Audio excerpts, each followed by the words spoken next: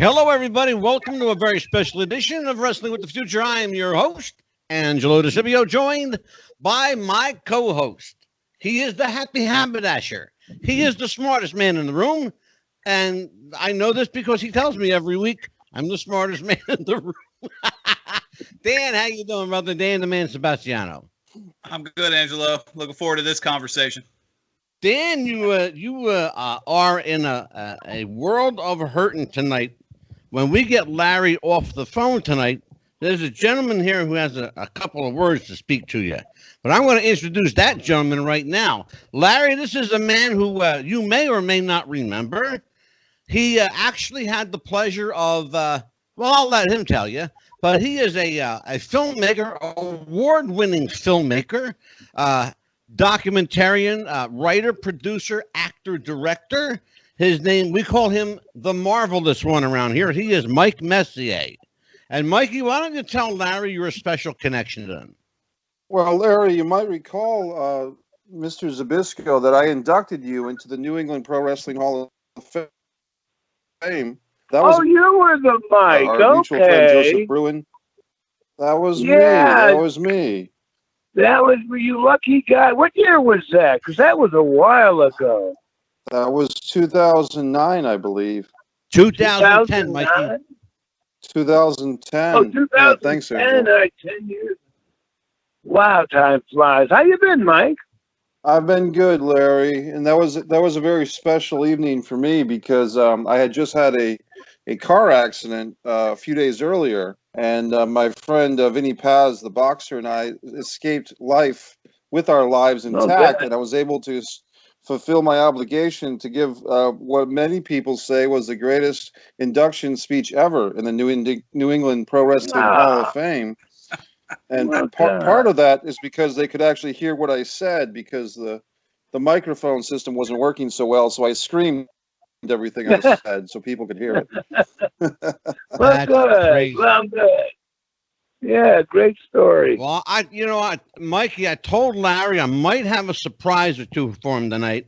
So Larry, I hope I surprised you with Mikey.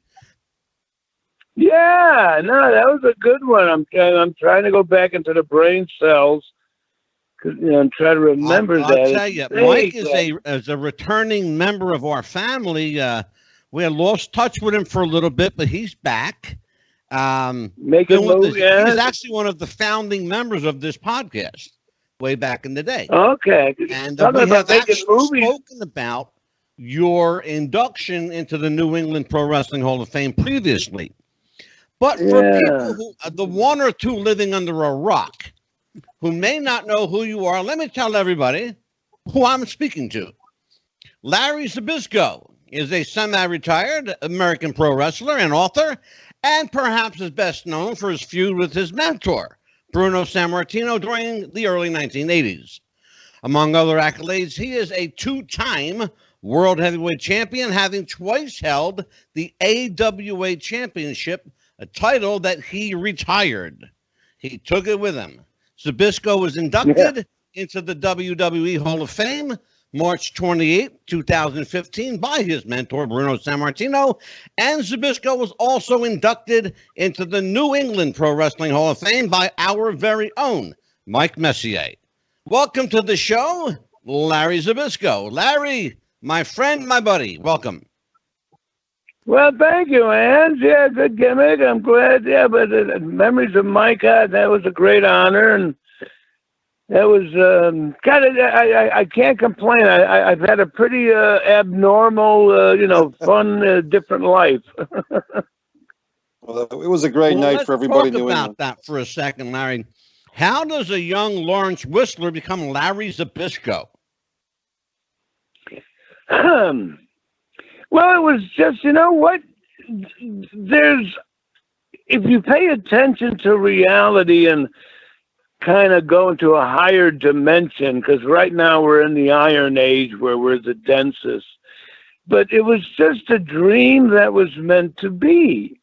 And I'll give you a couple of really goosebump things here in a nutshell. But, I moved to Pittsburgh when I was 12. First time I saw wrestling, and make a long story short, Bruno became my hero. And from the age of 13, I wanted to be like Bruno. I mean, a hero, a good guy. Inside of me, like all human beings, we hate injustice. We hate bad guys. We hate criminal murderers. We want to, hang them. And, so I was a big Bruno fan and wanted to be like Bruno. And at the age of like 13, my parents dragged me off to church one Sunday, and I'm sitting in a pew in this little church called St. Sebastian.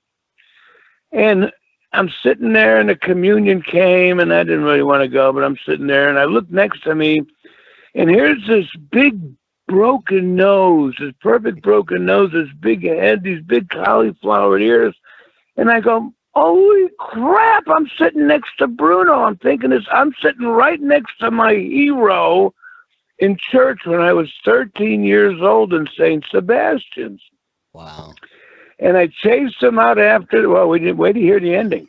So I chased him out of the church afterwards with a Sunday program and asked for his autograph, and he was nice, and that was great. 3 years later, when I got my driver's license, I was 16, I found out where he lived, which was like a couple miles from my house. And sometimes I'd go out of my way a block or two and drive by his house just to see if I could catch a glimpse of him. And one day in the summer, I drove by, and it was hard to see in his backyard because there was this big row of hedges. But I caught a glimpse of him standing out by his pool getting a suntan. And I couldn't help it. I stopped the car and crawled through the hedges and emerged. Bruno's looking at me, and I got thorns and bushes and leaves hanging all over me. And I introduced myself to him in his backyard and was very respectful and nice and just overwhelmed by in person. I mean, because he was a gorilla, in his prime. He was like 270, 75 pounds, 5'11". I mean, and he was my hero and a good guy. Everybody loved him. And the rest is history. He became my mentor, and we had a kind of a falling out, sort of a identity crisis when I was young, trying to get a break. But the rest became history. But the weirdest part was at the very end of this dream I had that came true, because now they call me the living legend, something Bruno started in the days when there was no legends yet, because TV just started in the 50s. And by the time the 70s and 80s came, all the old athletes, there was no legends yet. But so anyway, to be inducted in the WWE Hall of Fame by my mentor, by Bruno, after, being like him was my dream, was like the end of a dream come true story. Yeah. And the final nail on the proverbial coffin that made the whole thing kind of a higher dimensional meant to be thing was, unfortunately, a couple years ago, Bruno died. And I couldn't believe it. But, I flew out to the funeral in Pittsburgh. And where in the heck do you think the funeral and Bruno's casket was? St. Sebastian. It was in that little church, St. Sebastian. And I was in a row next to a couple of WWE people, and Vince was there. It was really cool. Vince could make it, and Stephanie, and some people, a bunch of people were there. But it just dawned on me, because when I was 13, and the very first place I met him was St. Sebastian's, right by the pew. And the very last time I was with him was in the exact same little church, about the same pew, next to the coffin. It was just too much of a coincidence not to, Absolutely, to mean Larry. something. It was just really a higher dimensional kind of dream. Life's a dream. I mean, for us, they scare you with death, but there's no such thing as death for us. Yeah. We're all divine. Absolutely. And anybody who watches this show will tell you we fervently believe that here. I'm more than others because of what I do for a living. But rather than bore you with that, I'm going to actually turn it over. Normally, I would give it to Dan at this point, But I'm going to turn it over to Mike Messier, and let Mikey have at it. Yeah, Mikey. Okay, I'll make a couple of movie stories. Larry, there's just so much about your career that we could talk about. Of course, everyone talks about the Bruno stories and even the AWA title reign. But, one of the first things when I became a young wrestling fan was a storyline that you were involved in the Georgia Championship wrestling area, where you paid Killer Tim Brooks $25,000 for the Georgia national title. And, if you advance, if this storyline predecessed, by the way, Ted DiBiase paying Andre the Giant for the WWF title by about 5 years, if not more. And, so when you paid off when you, as Larry Zbyszko, paid off Killer Tim Brooks for the Georgia national title, the NWA president, Bob Geigel, held up the belt, and then they had a 20-man tournament in the Omni. Can you tell us about that experience, Larry? Because that's a great story in my book. Well, you know what? It is a story, and I was amazed on how many years people talked about that. Because the important thing that makes things historic is if it's the first time it's ever done. And that was the first time. Paul Orndorff had the belt, and I was trying to get it from him, but then Killer Brooks wound up with the match, and I pulled the fast one, and Killer Brooks, beat Paul Orndorff for the belt with my help. But it's kind of a setup, because then I bought the belt, and I was the first guy to ever buy a belt, which really pissed people off. I mean, but there was a story that people talked about that for years. About that, buying the belt. Yeah, that was a classic, a classic, situation for those days.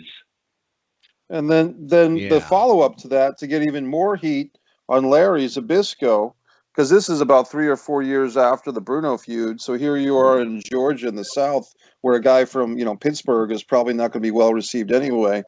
No, they hate him.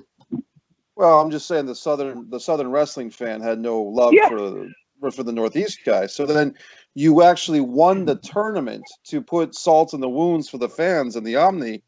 And when I remember Larry is having an Inside Wrestling magazine that had the breakdown of that tournament, and it was really like someone put the tournament brackets in a egg blender or something, because you had all these buys and so forth.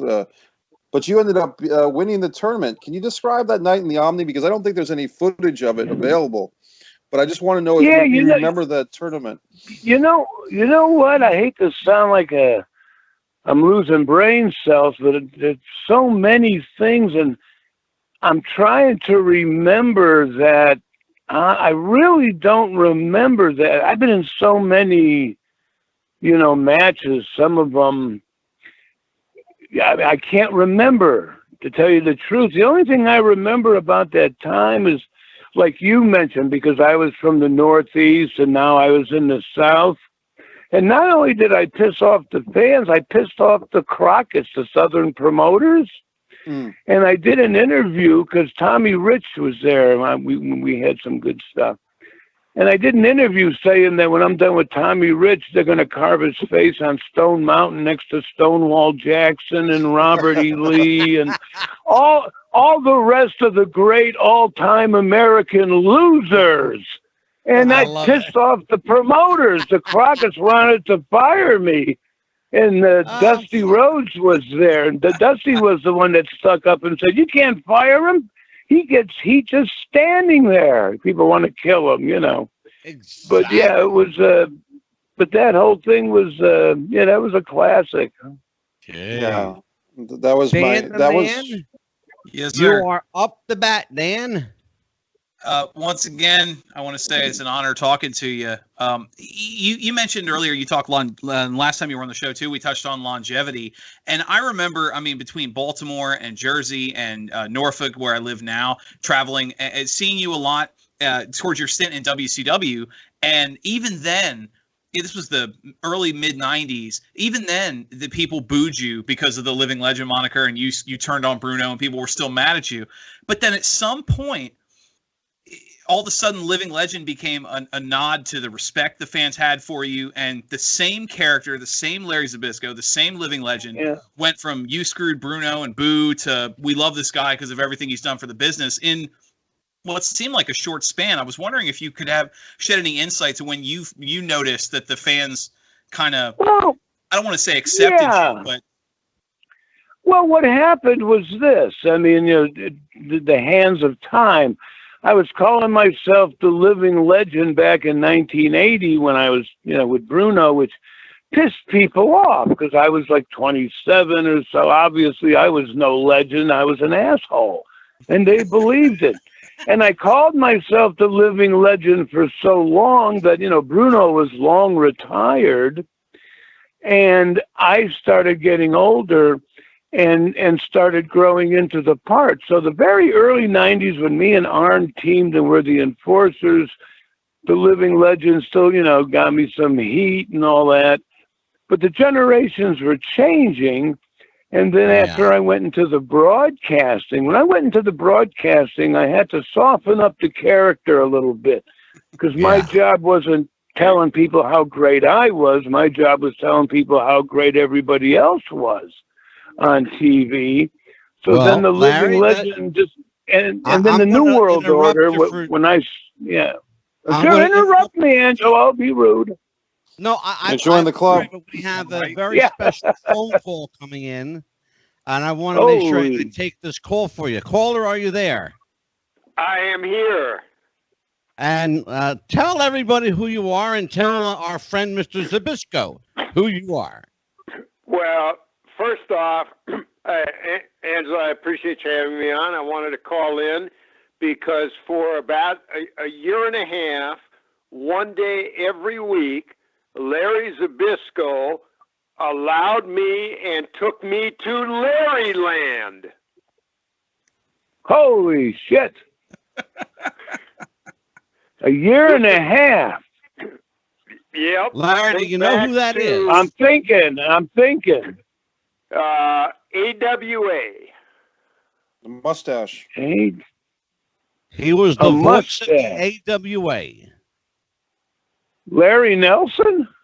Oh, no, how about Ken Resnick? Oh, wait a minute. I know who you mean.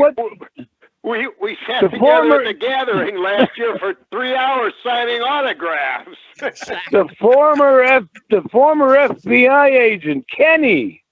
How you doing, Larry? Exactly. Is this Ken? Did I get the name right? Yes, holy shit! I still got brain cells left. No, I'm doing great, Ken. How you doing, buddy? I mean, when I knew I was going to be signing autographs with you at the gathering, I dug out a Tommy Bahama shirt to pay homage. Yeah.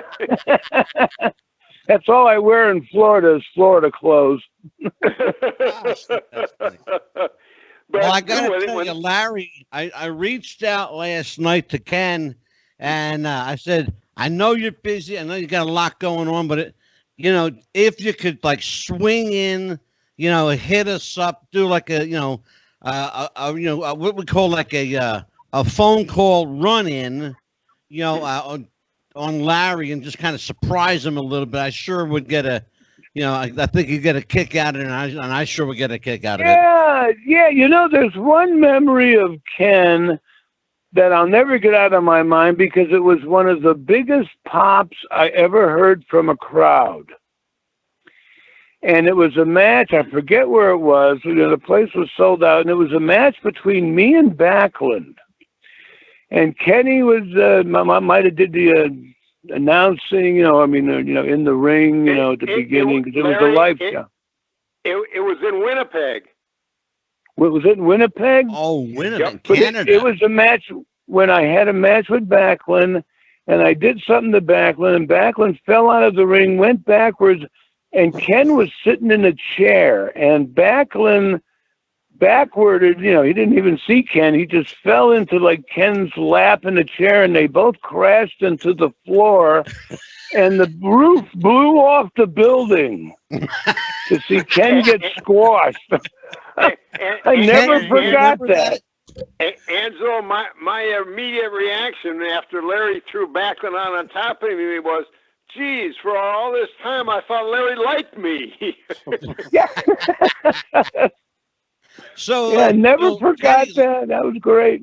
Larry says that the place blew the lid off that sold out building. What was it? Was it you falling on your ass, or was it Backlund making you fall on your ass? I'm guessing, or I'm going to stick with the latter, and all I could say is that's my story, and I'm sticking to it. There you go. Yeah, you tell him. Well, I got to Larry, tell that was a classic. Larry I've been very fortunate. Larry was always one of my favorite interviews, and he was a great interview. Man. Oh, you know what, Ken? Thank you. I concur with that. Larry has been here twice. It's our second time with Larry. You know, in addition to the fact that I know him, having it on the show and seeing that other side of our performers that you don't normally get to see was always a treat for our listeners. And one of the things that I'm very fortunate is that I have a tremendous amount of goodwill from people in the business, people like you, who won't mind doing the favor, you know, and giving a call. And I tell you, honestly, I really appreciate that. You don't know how much it means to me and my guys here on the show, to my audience. And we are definitely going to have you on. I know that I'll be honest with you, Ken, I haven't even asked you because I know your schedule. I follow you, so I see what kind of schedule you keep. But just as soon as your schedule frees up, we got to have you on Wrestling with the Future. We'll try and do that. But Angela, I appreciate the invitation, and I was happy to do it because I always liked Larry. I loved interviewing him. And Larry will probably remember this. You know, besides the TV, I also worked in the office. So we would do interviews once a week. I think it was on Tuesdays. And at some point when there'd be a break, Larry would kind of settle up to me and very quietly go, his favorite line was, "You got any scoops?" Yeah. You remember that? I still say that. I still say that to people. Because I don't do social media or nothing, so I got to ask people. You know, he'd always come up to me and go, "You got any scoops?" Oh, well, God, yeah. Brother, I owe you huge. Thank you, Ken Resnick, for joining us tonight. Yes. I really appreciate it.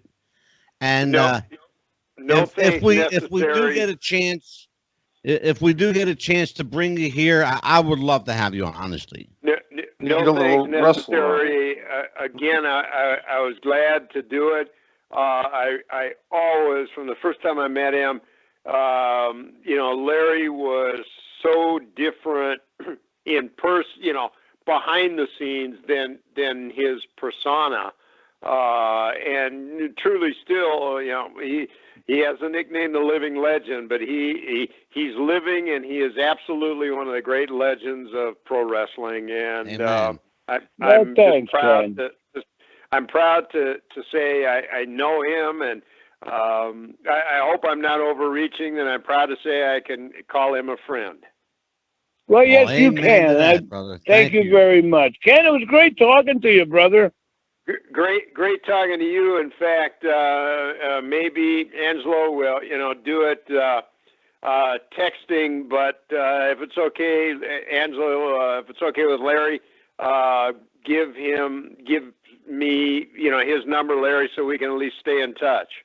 Yeah, give my number or text the number or something. Oh, absolutely. I'll hook you up, Kenny. All right, Larry. Listen, you're one of the all-time greats. I love the chance we spent in Charlotte last year at the Gathering, And can't stress enough, I really hope our paths cross again once conventions and the world kind of gets back to some normalcy. Yeah, me too. I hope so. And in the meantime, you take care, Ken, and hopefully we'll be back to normal soon. All right, Larry, you take care. Much love and respect, my friend. Okay. Thank you, Ken. Appreciate it. Bye. Ken Resnick, everybody. Awesome. That was he was a good guy. He was a good guy, Ken. Yeah, I reached out to him last night, Larry. I said, do me a favor. I said, not for nothing, but, I know you don't do a lot of these kind of things, but do a run-in on Larry. I said, I got Larry on the show tomorrow night. I said he'd get a kick out of it. So, and he said, yeah, oh, sure, yeah, absolutely. I did. And it brought back a memory there's some memories you never forget, but the time Backlund fell on Ken and they both got squashed and Ken got squashed under him, the crowd blew the roof off. It was great. I'll tell you, just the visual of that is funny. Yeah, I mean, it was great. Dan, I think you were up, and I believe I interrupted you, Dan. Forgive me, it's not like never. Well, keeping with the what we were talking about, Ken mentioned something. Obviously, you called yourself the living legend. I'm curious. You talked about how the moniker evolved and over time when you transitioned. Did you ever think of changing that at any point, or was that kind of just something you kept as an homage and it just kind of became to define you? No, I never thought of changing it because I melted for almost 20 years. I mean, the living legend and the fans, so it just became a thing. I melted for 20 years. When me and Arn first got together as the Enforcers, the Crockett's wanted to call me the Cruncher, but I said, no, I don't want to be the Cruncher. No, I wouldn't forget that shit. And then they did the Dangerous Alliance. I don't know. And then the Dangerous Alliance came together, but I didn't want to be a part of a group. So to make a long story short, I said to TBS, oh, my knee, I need a scope. I tore a cartilage. So then I was sitting home rehabbing, my knee. And they called me up one day, one of the producers, and said, hey, can you come down and do a couple of voiceovers? Because Jesse the Body Ventura, was doing, but he quit. So I said, okay, I'll come down and do a couple. So I went down and did a couple of voiceovers, like 1991 or whenever it was. And these guys came running in the room and said, you're the greatest guy we ever heard. And that was the time they started giving all the money away for nothing, Yeah, right. and they gave me this big offer. Would you become a commentator and we'll pay you this much a year and you only got to work like a day a week? I mean, you got to be shitting. So I became the announcer, and then the living legend just kind of stuck, but then the character and as I got older, it fit me, the Bruno generation kind of died away, and I caught, 2 or 3 more younger generations because I was on TV another 10 years with the broadcasting. Yeah. Keeping with that, I'm curious, a quick follow-up. As the commentator, your evolution of the hero of WCW against the NWO, which you had started to touch on before we had the call-in, was there ever discussion as you spent so much time as such a good heel of having you be like the heel commentator for the NWO instead of the hero that was against them? No, that never came up because when I did it, like I said, it was maybe 1991 or early 92, somewhere around there. So the New World Order didn't start till like 96 or 97. So there was no talk of, being a heel. And you really couldn't be a good heel broadcaster because your job was to make the guys in the ring look like stars. So if I was a heel, I'd have to knock everybody. Oh, this guy thinks he really sucks. Don't buy tickets to see him. Anyway, so, I kind of softened up my character. So then people started liking me more and more because my job was to put over the newer guys, So Larry, it kind of worked out good, Yeah, I think it worked out pretty good for you. I lucked out. Early on in your career, you were so heavily associated with Bruno that it must have been at some point, shoot or work, it must have been, kind of stifling for you. You're here, you're obviously grateful to him. He gets you started. You have a career because of him. But how much legit did you want to, create your own identity, your own niche? And how difficult was it, or could it have been without Bruno's help? Well, you know what?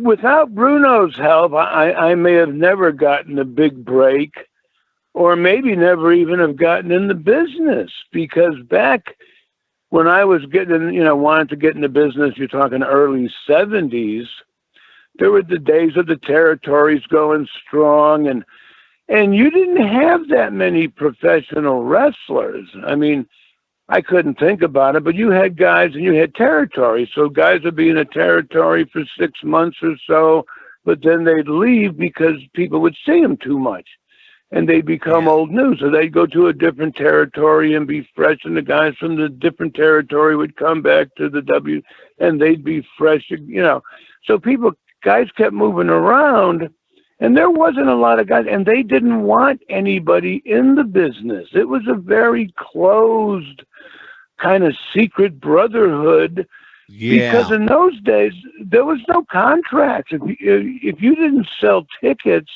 you didn't eat. Well, that's today. A really good segue. That's a really, really good point to ask you a question about. Dan and I have had the opportunity to interview people like Manny Fernandez, Scott Casey, Johnny Mantell, guys who made their living in that loop, that Southwest loop, and through Texas, Arizona, New Mexico, that whole bit down there, and they made a living in that area because the territories were expansive. I mean, Texas alone had 7 or 8 territories. Oh, that was like its own territories, yeah. Yeah, exactly. So you could. I never went there. So how difficult? Because Dan and I have had this conversation on the show before, and maybe I'll throw it over to Dan, then Mikey could jump in here. But how difficult was it? And you guys, you mentioned something critical. No contracts. You guys were working for $25, $50, or whatever it was. Yeah. You had to work 7 nights a week. Were they the proverbial, Dan? What was it? Twice on Saturday, twice on Sunday, right? Sometimes, yeah. Sometimes, yeah. And so, how were guys able to buy cars and buy houses and put money away for a retirement? Well, because I tell you what, I mean, the point. No, I'm sorry, but the point I'm making is your generation of wrestler actually was able to do that. They were able to buy cars and buy houses. And You got guys with downside guarantees of $150,000 who can't save a dime. Yeah, well, it was different in those days because, again, back in the early 70s, I mean, when you went to territories, you did things where you'd take a guy or two with you and everybody would pitch in for the expense. And then one guy would get a motel, but, another guy or two guys would come in the room and you throw a mattress on the floor. So there'd be 3 guys in a room, but only one guy paid for it. So they split that. Yeah. And then like when the cars were made, even you could buy a brand new Cadillac for $5,000. And if you were making, $400 a week, that was decent money back in the 70s. Yeah, sure was. $400 or $500 a week. But they used to do tricks like they'd get a Cadillac and then put like a 2,000 miles on it, and then they'd unscrew, because it would just screw in, to the speedometer, the mileage indicator. And then you drive the car for 2 years and you'd have 100,000 miles on it.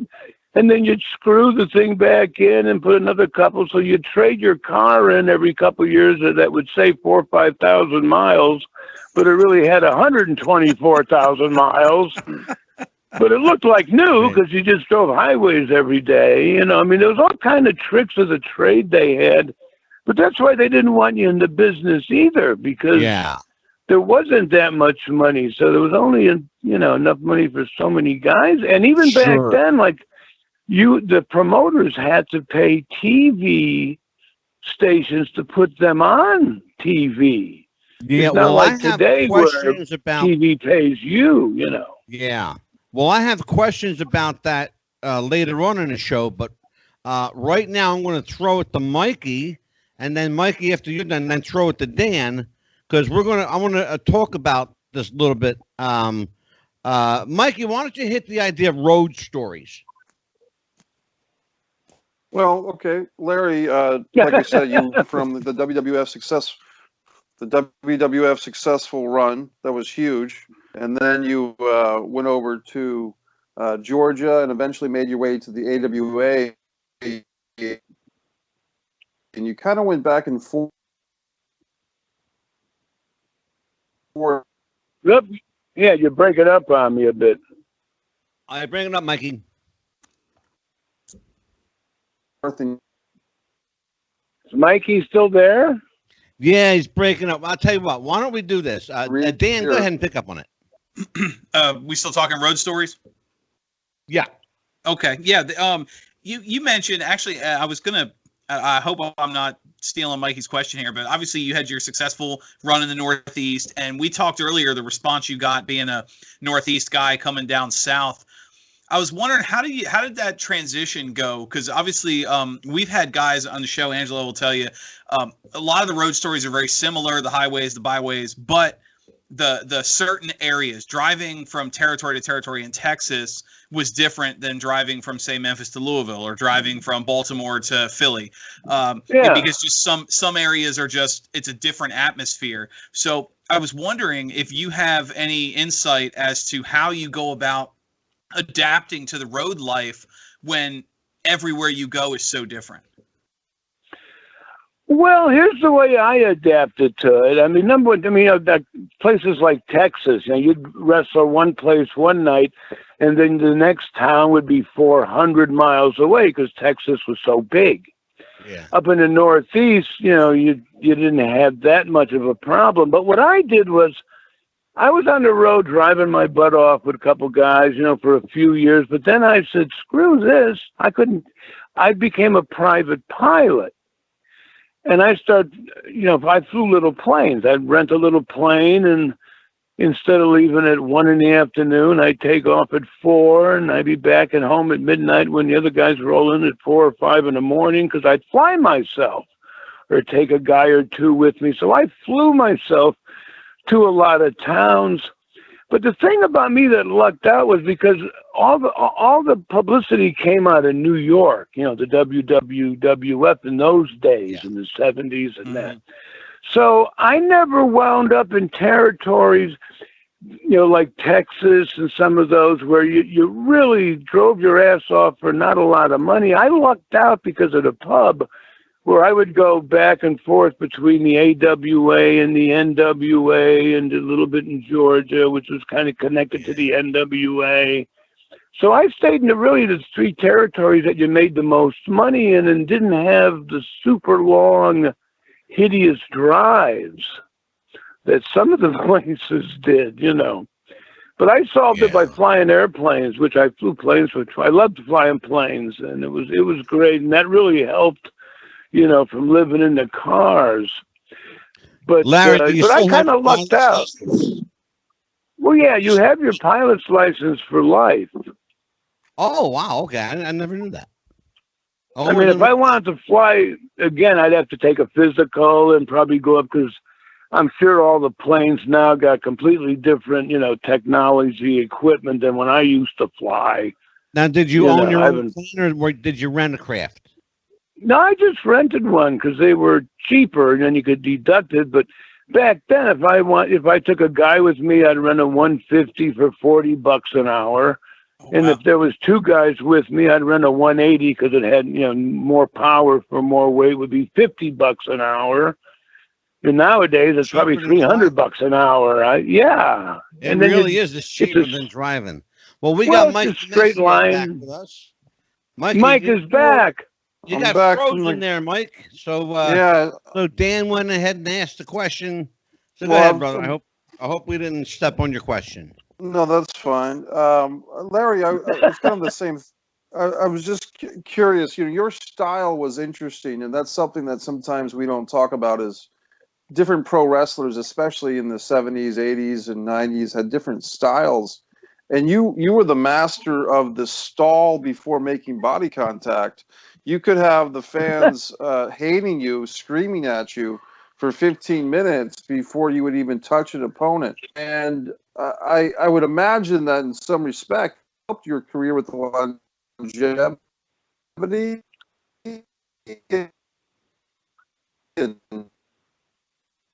What? I heard most of that. Are you there? Mikey's freezing up again. Uh-oh. Wow, bad. Must be Well, you know what I heard? storm. I heard what Mikey said, and I mean, here's the thing. I had what the other guys didn't have. I had heat. People Absolutely. really hated me.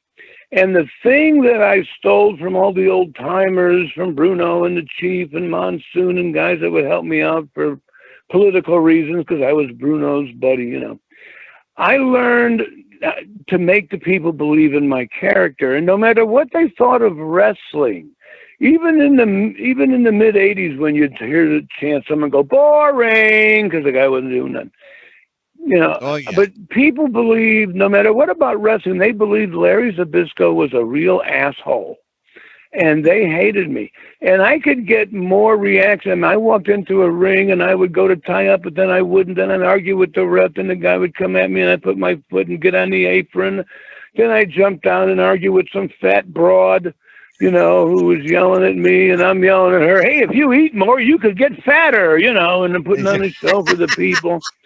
So, so I got, but the whole time I was doing this, people are chanting, Larry sucks, Larry sucks. I mean, the place is going berserk.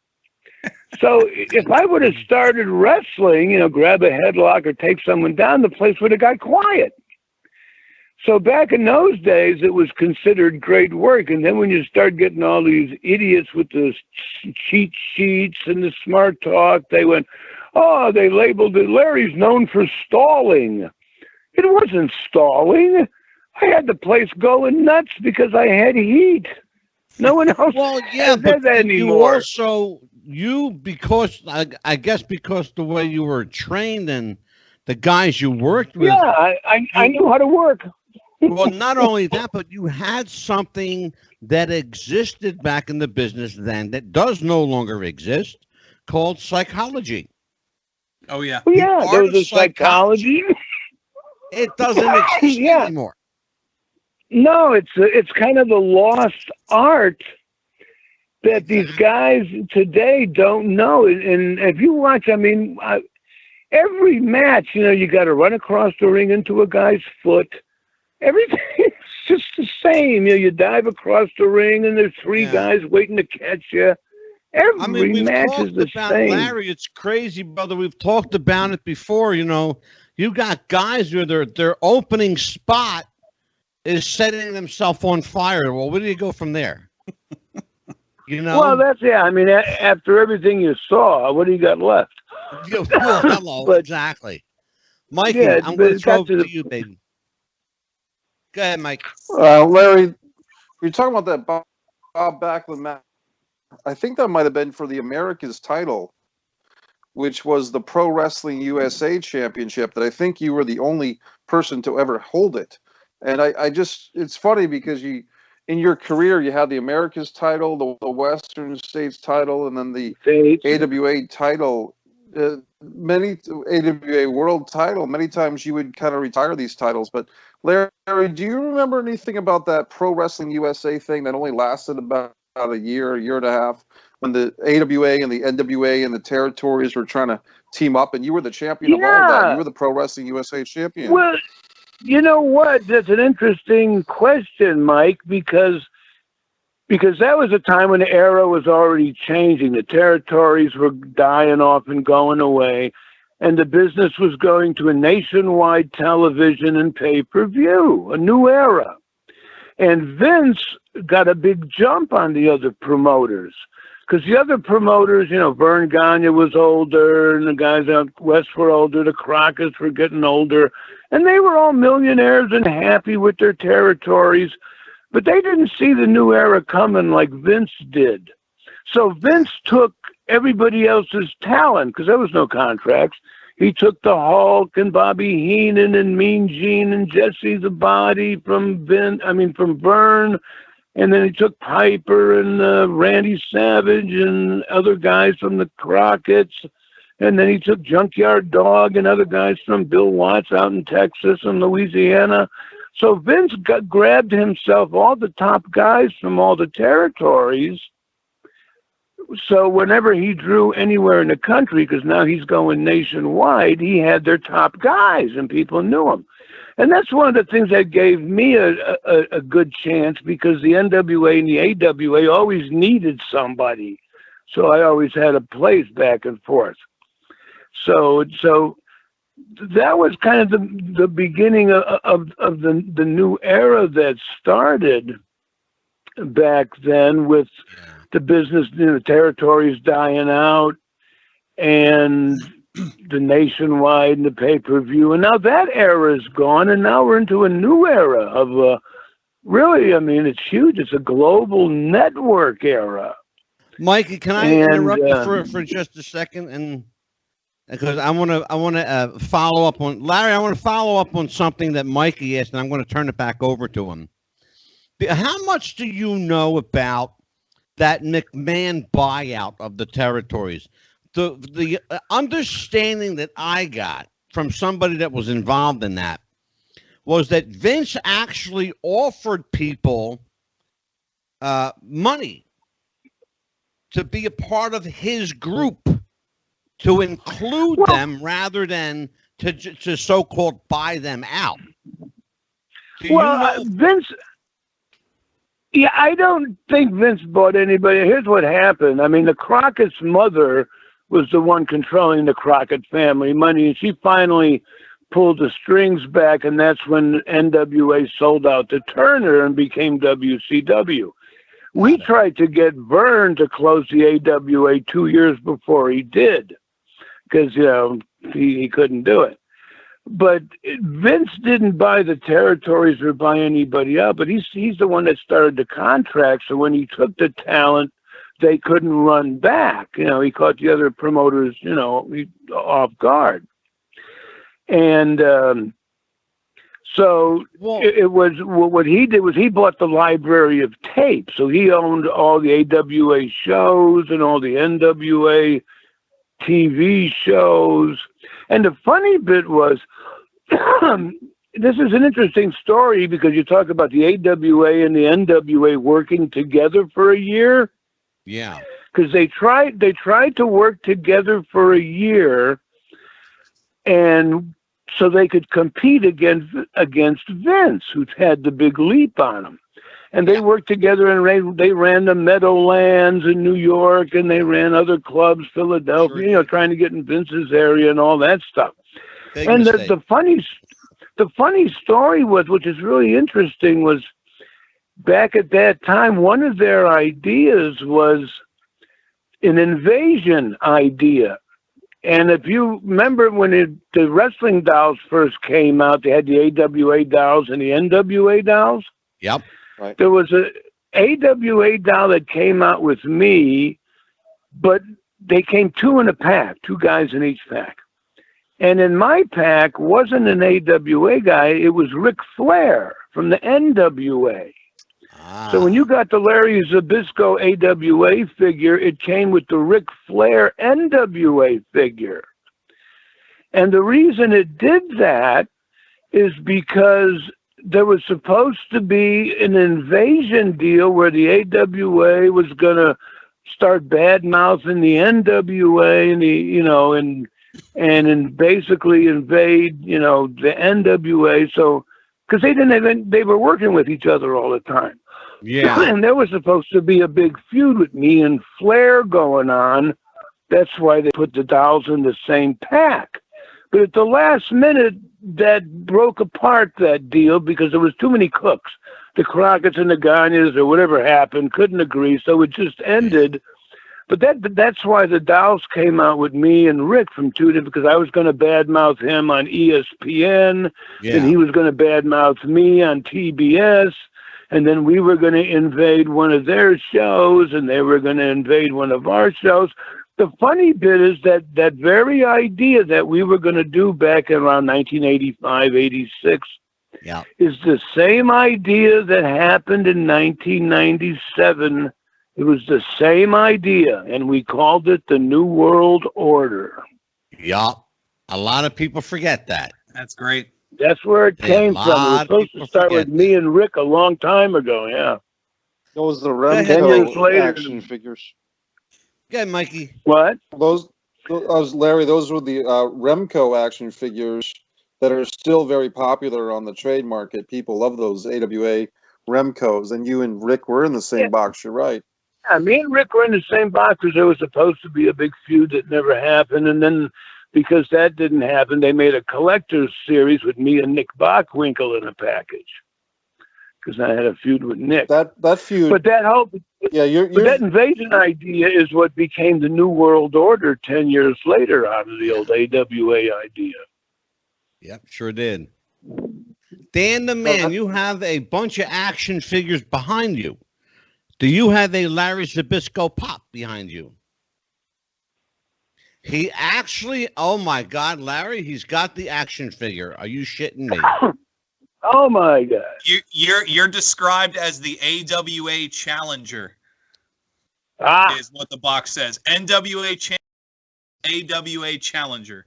Larry, I hope you get to see this video, because he just held up your action figure in the pack with Ric Flair.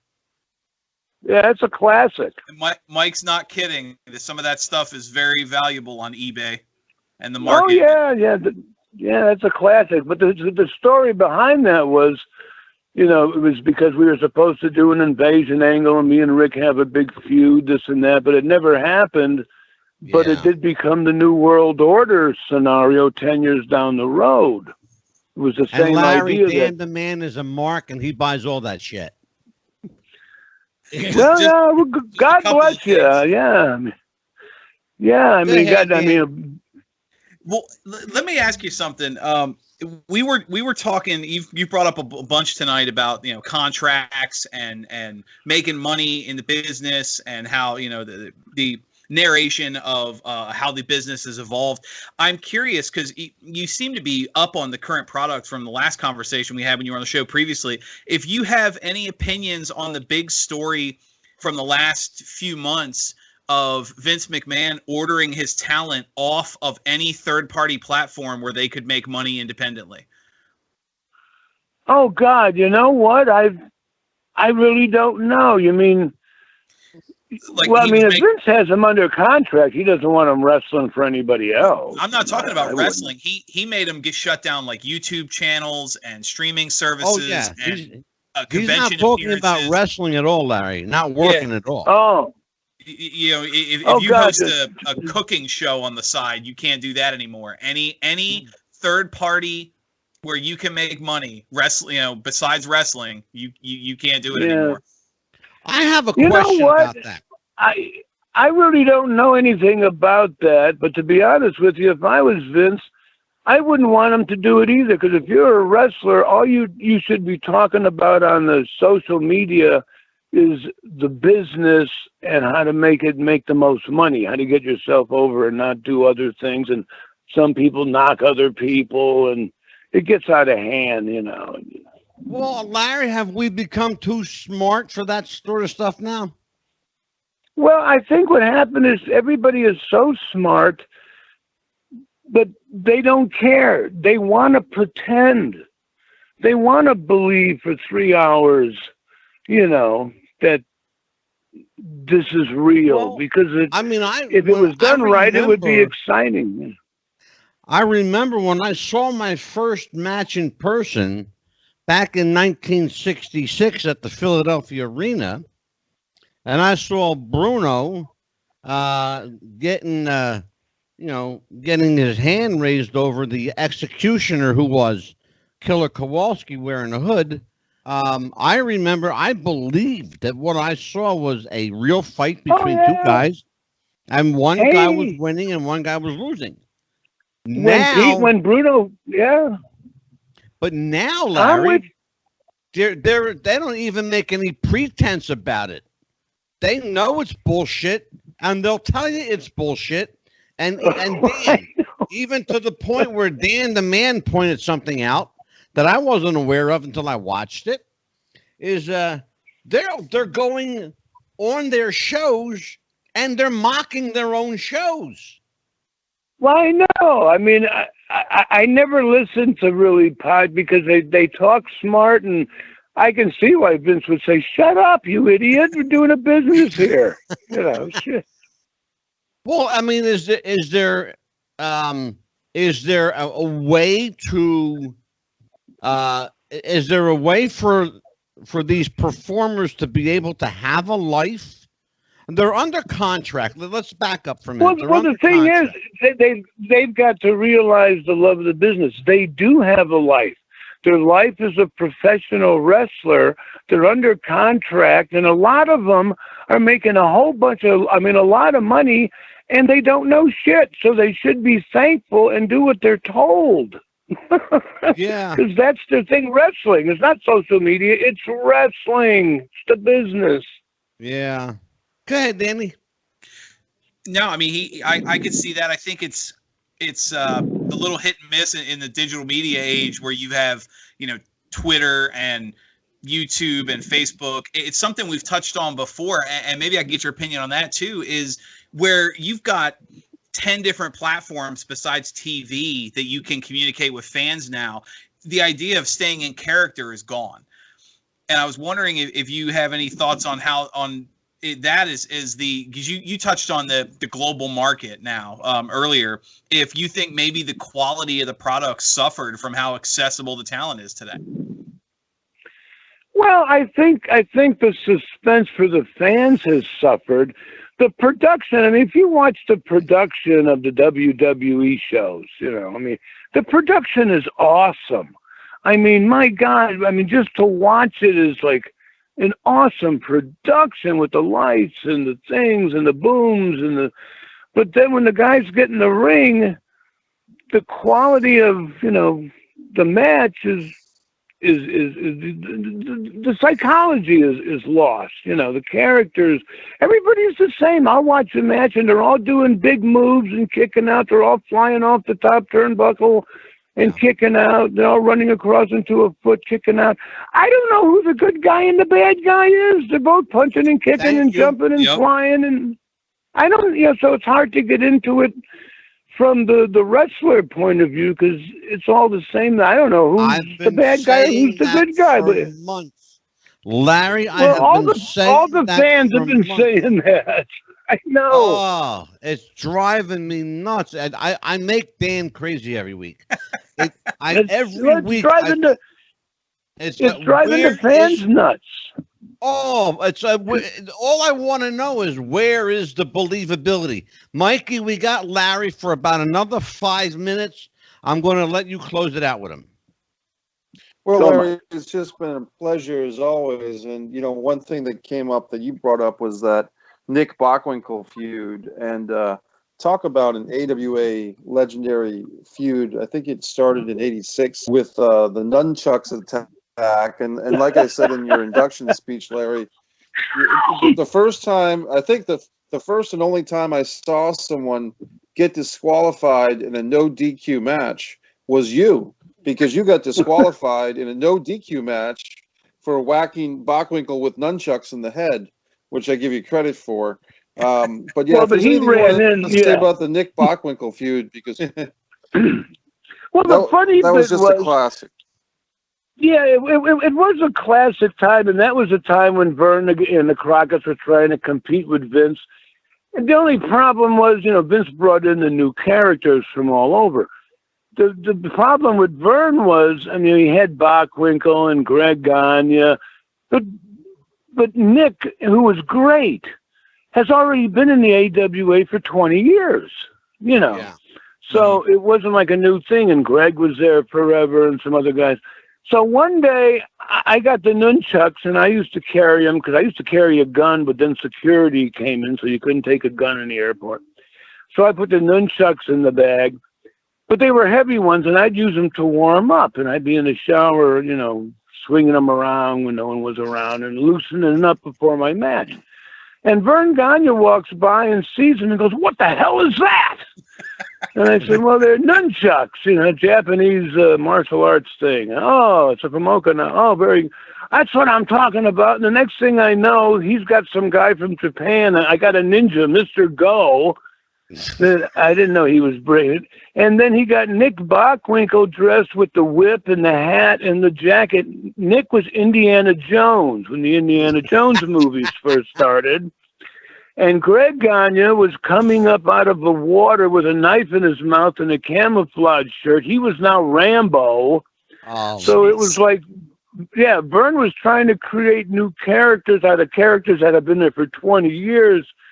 You know, I'm going, oh, my God, I got to work with these guys. But then we'd bring in, you know, I'd have to work with guys like the Sergeant Slaughter or Harley Race or Nikita Koloff, guys we'd bring in.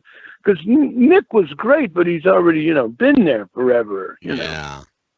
Well, poor Vern, I mean, you know, he was going to die with that title. I felt so bad for, I felt so bad for Vern because he was well past his prime and the business went past him and it evolved and grew without him. And he just got kind of like a side note. You know, great. He was a once great guy, and he just became like a side note to history. Yeah, he was great in his era, and there was other guys great, but the eras change. You know, we had the one era with the Hogan and the Macho and the Hot Rod and the Flair and this, and then we have another new era now with the Rock and the Cena and the Undertaker. But now that's coming to an end. So now we got a new global era. But they have no big stars. They got to make some new stars because they got a new era. They'll never be a big star again. There will never. And I'll mark my words, Larry. You'll never see a major star again, and I'm going to tell you why. Because Vince like the old days. I'll tell you why. Vince McMahon will never allow a single person to be bigger than the company. The company is the star, not the people. That's my contention. Yeah, that's your contention. Well, we'll see. I mean, they got a couple guys. I'm trying to help them. It's a different era, but they just need to make some new stars. It's time for new stars, you know. I'll tell you what, brother, I would love to be wrong. Believe me, when I tell you, I would love to be wrong. I seldom, but, you know, it could happen. Well, me too. I mean, knowing Vince, I mean, I know how much Vince loves the business, and the WWE's become a great company. It takes care of its guys. It provides thousands of jobs. It does great charity work, and Vince loves it. I mean, Vince is dying in a chair in a gorilla because he has to be there. Yeah. But, you know, one day, and I'm sure he realizes it now, that, okay, we're in a new era. We need new stars, and he's trying to build them. I can see what they're doing, but they need some help, and we'll see what happens. Well, I'll tell you what, Larry, thank you for joining us. I owe you big time. I will call you tomorrow, and you and I will take care of that business. And so is there anything you want to promote, any social media, a way to contact you, a way to book you for an event? Well, you know what? I mean, I'm not doing much because of the COVID stuff. But, you know, I did a movie last year that this year they've been editing and putting together and putting the special effects in. It's almost done. They were going to shoot a couple more scenes to make the ending bigger in this December, next month. But they put it off till after January because of the virus at Full Sail here down the road. Yeah. But it should be out early next year, and it's a wrestling movie. It's called The Replaceables. And it's about a group of wrestlers that save a town from aliens. And it could be really cool. And the thing I want to plug is the record I made in Yeah, I made a record in 1980 called "Boo on Me," and the director heard it and loved it, and "Boo on Me." So it's going to be at the end of the movie when the credits go up. Oh my God! You can check that out now. The Replaceables, like the Replaceables, the movie. You can Google it, and there's some stuff about it. But it's getting worked on and should be done right after the first of the year. Excellent. Another classic to add to Wrestlers versus Zombies. Oh yeah, great one. Yeah, and that was great. They told me everything I did was great. I was like in the whole movie. Mike Messier, keep your eyes out for that one. Most definitely. Wrestlers versus the Replaceables. The Replaceables. Larry, thanks for joining us. We got to say goodnight to you. Well, Dan the Man, Mike, thank you. Angelo, thank you. You are quite welcome, brother. I'm going to call you tomorrow. I'm going to bug you some more. Always an honor, sir. Well, I'll be around. I'll be sitting by the pool getting a suntan because I'm in Florida. Beautiful. Beautiful. Take care, Larry. Thank you so much. I appreciate it. All right, guys. Thank you. Larry Zbyszko, everybody. Good night. That was great. That was great. Mikey. He remembered that there was a mic that inducted him.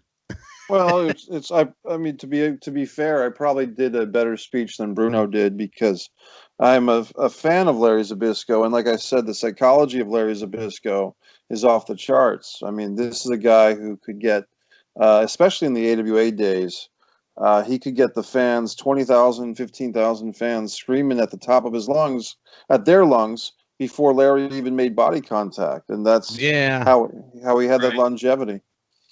Yeah, Larry was one of those guys who all he had to do was stick his face outside of the curtain, and he had instant heat. Dan, that was the second time we had Larry with us. What do you think?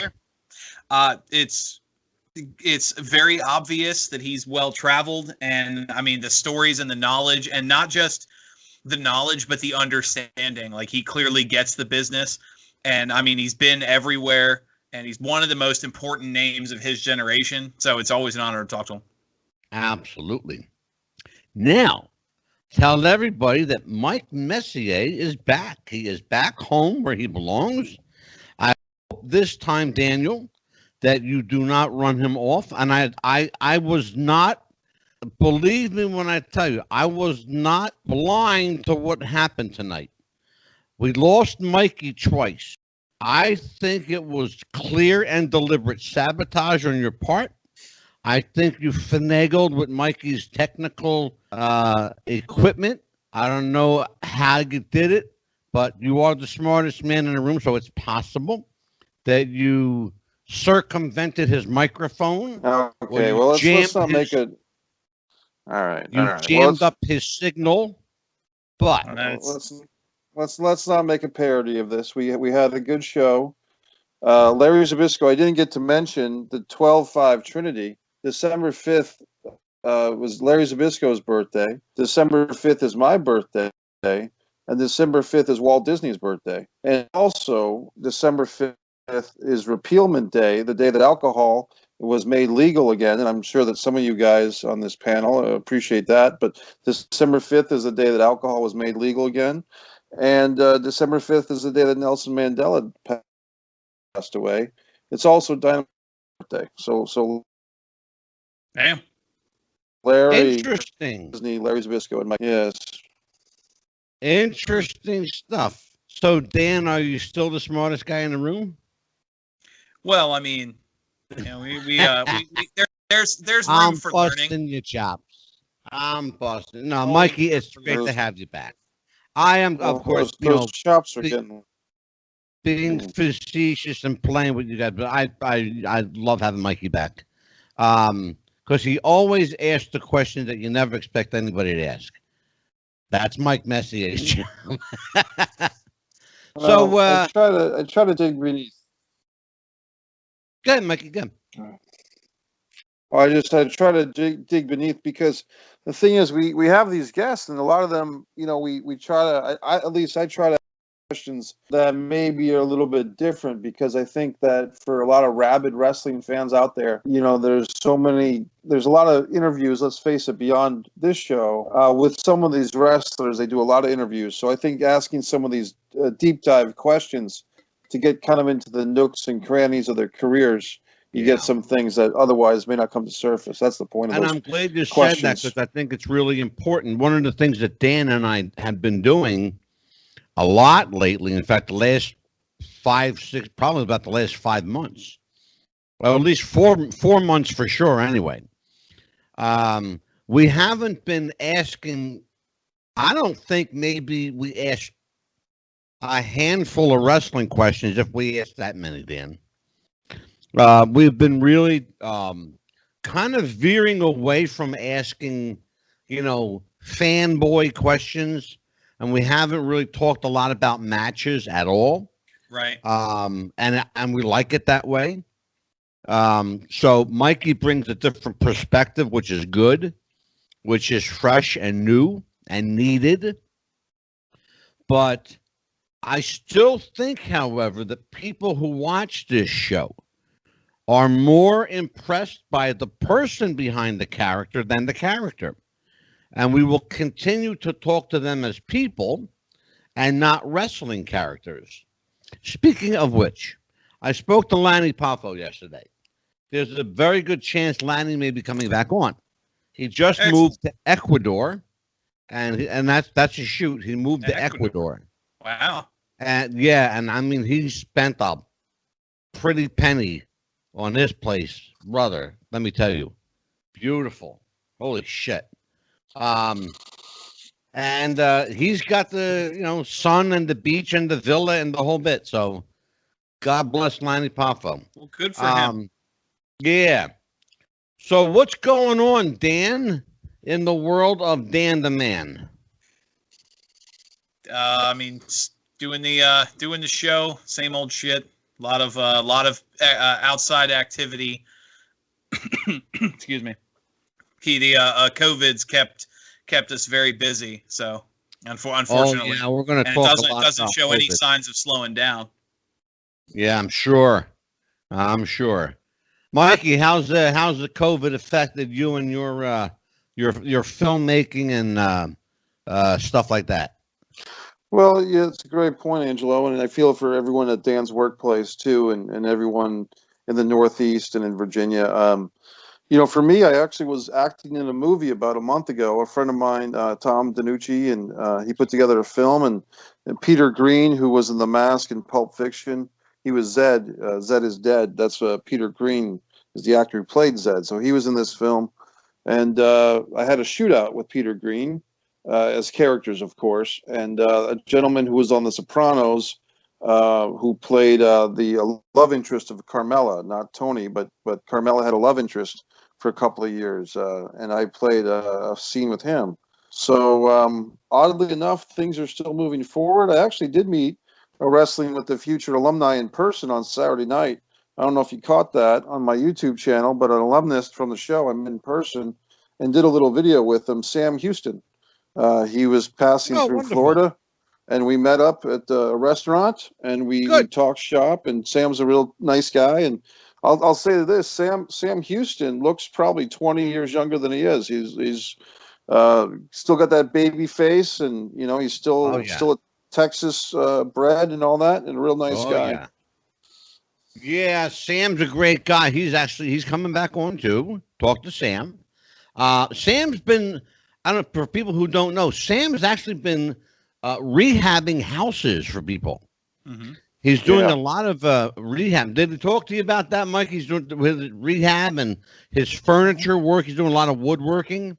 Well, we did talk about that. We also talked, and we agreed upon that I would write a pilot of Sam. He froze up. Mikey froze up. But I will write the 20 or 30-page script for Sam because Sam's working on a book. And so, if any producers out there want to get involved, Sam Houston has some life stories, but not like you point out, Angelo, not just wrestling, but life. So he's a very fascinating guy. And kind of a guy, if you think about it, same thing that when you had Lanny Poffo on, I said, you know what? I think the WWF, for all their glory in the mid-'80s, they missed out on two sets of brothers. They could have done the same storyline or similar storylines. Randy Savage and Lanny Poffo and Jake Roberts and Sam Houston, the corrupt older brother manipulates and influences the naive babyface younger brother. They could have done both sets of brothers like that, or one of the sets of brothers. Yeah. And that would have been box office gold. And they just don't do things that they should do sometimes. Yeah, and that's always the slippery slope when you deal with brother teams in wrestling. I mean, we saw it with Owen and Brett. We saw it with the Irwin brothers way back in my day. Scott Hogg and Wild Bill. Yeah, I mean, that's always been the thing, Dan. Like, what to do with brother teams, Well, you mentioned Sam Houston. Correct me if I'm wrong. Wasn't the Sam Houston baby doll story one of the confirmed episodes of the upcoming season in the Dark Side of the Ring? I could have sworn I saw that on the list.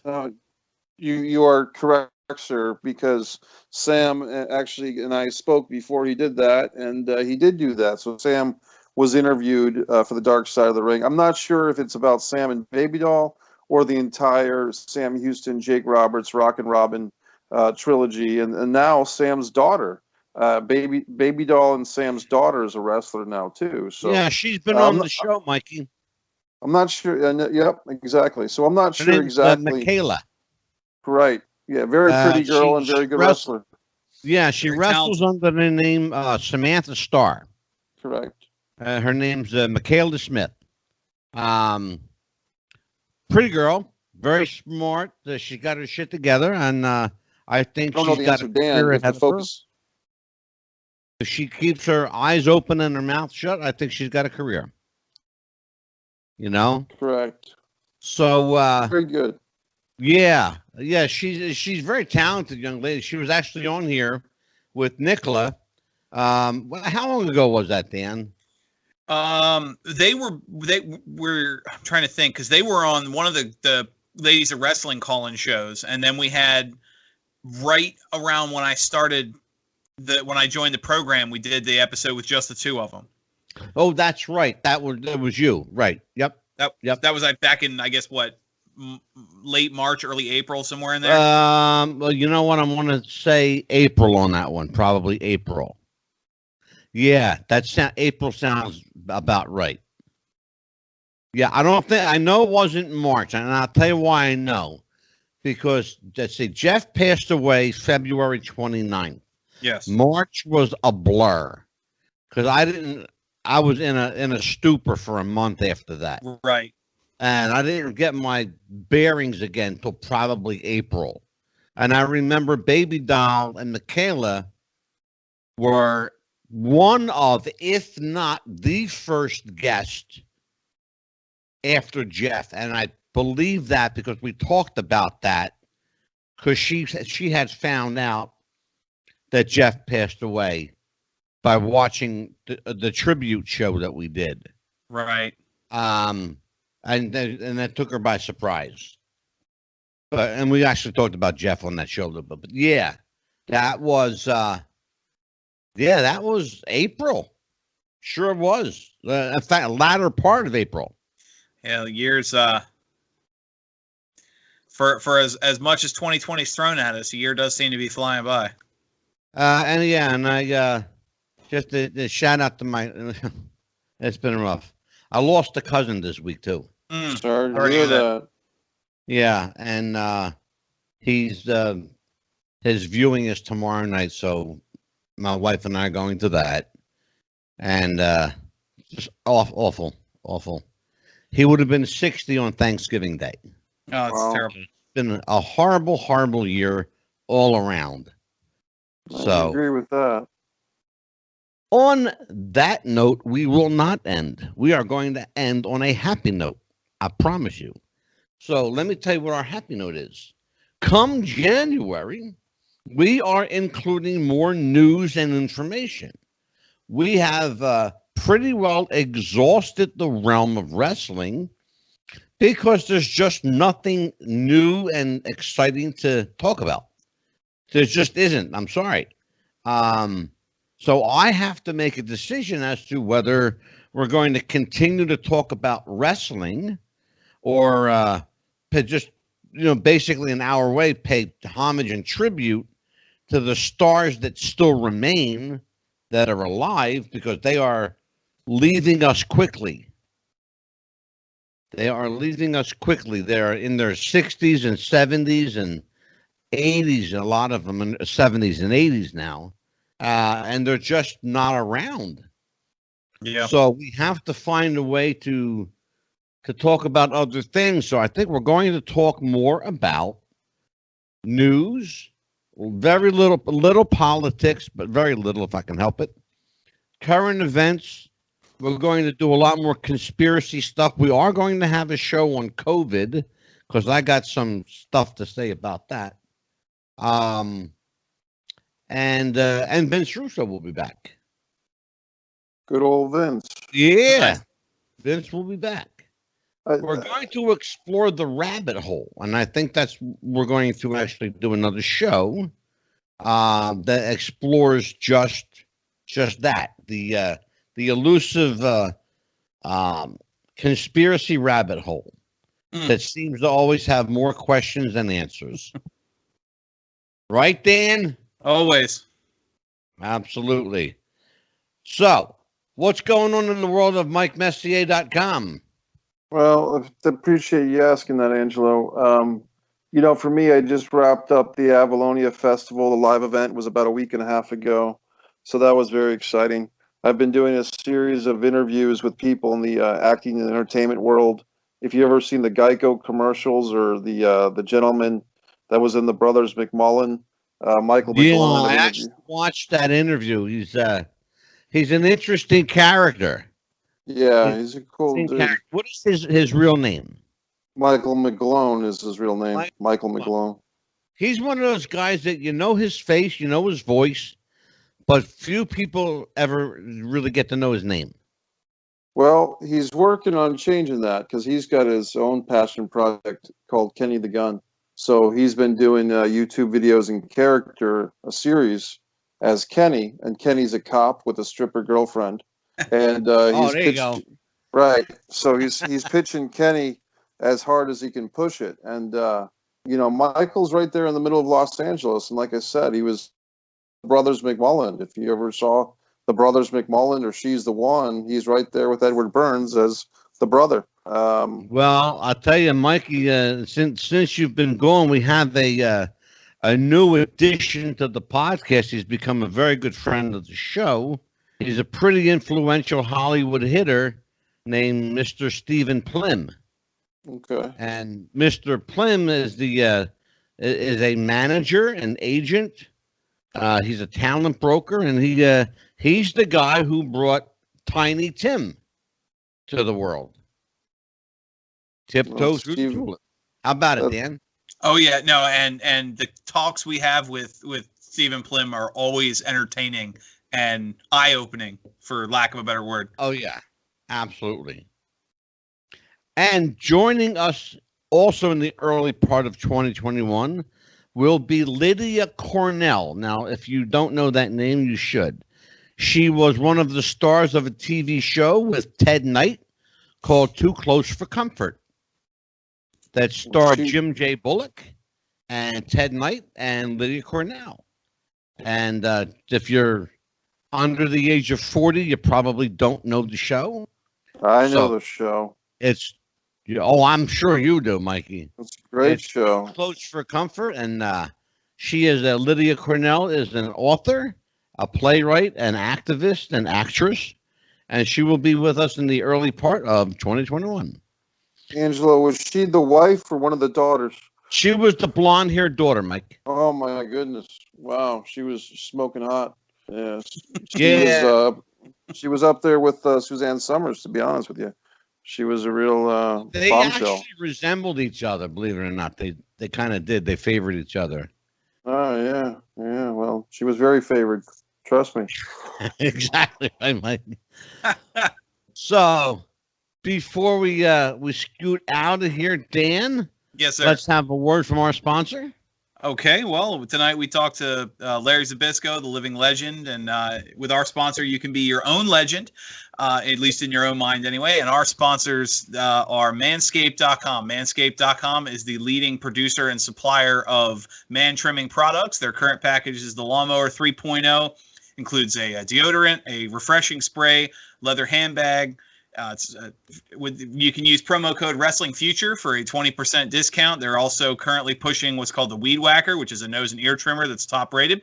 Lawnmower 3.0, Manscaped.com. Like I said, use promo code Wrestling Future for 20% off your purchase, and that is Wrestling Future and Manscaped.com. Your balls will thank you. Well, thank you. And so will we. On that note, for Dan the Man Sebastiano, for Mr. Mike the Movie Maker Messier, for Angelo DeCipio, that's me. We'll see you next time on Wrestling with the Future. Take care, everybody. Happy wrestling. Goodbye.